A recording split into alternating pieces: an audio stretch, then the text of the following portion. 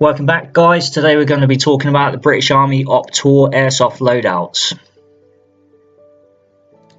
We're going to begin with early Telic and Herrick. As you can see here, it's the old school British Army Desert DPM. I've gone for Bonnie hat because originally it was to do with hearts and minds, so we was trying to look not as aggressive. We've got a DPM cop vest. Bearing in mind the DPM was worn uniform wise by some soldiers that weren't issued Desert DPM. We've also got the Desert DPM combat body armour, which I've worn underneath the cop vest. For boots, we've got the Desert Magnums. Now there were older versions of these, but these were the ones that I was issued for my first tour.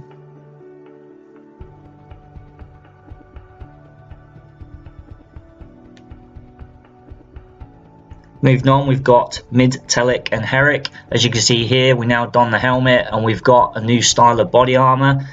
A lot of things changed. It started to get a little bit Vietnamese, where people used to wear whatever they wanted. For the green zone, they used to wear the old DPM shirts, or maybe just go out in t-shirts or shorts, depending on how you felt like you wanted to go out on the day.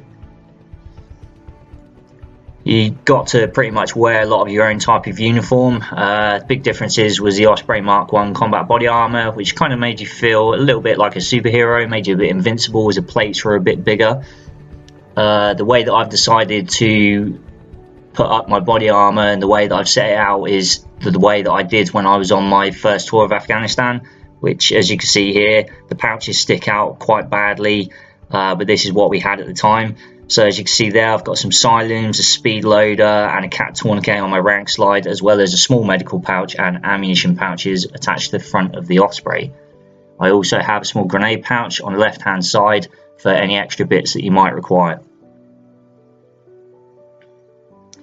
As I said, non-issue kit was generally worn, so my backpack was non-issued.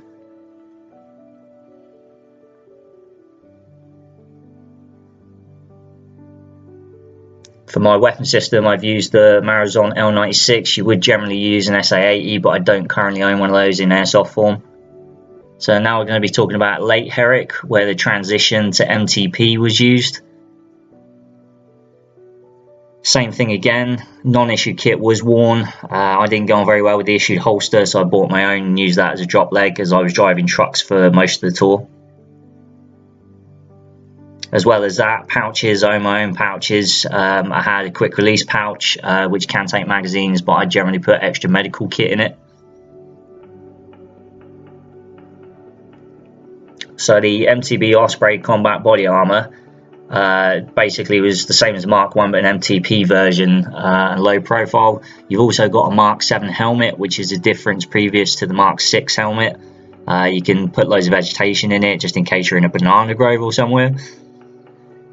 So as you can see here on the hands, I've got some leather gloves which are issued to us. You've also got the combat nappy, and then once again pouches on the front of it for whatever you wish to carry, whether it's magazines or medical supplies.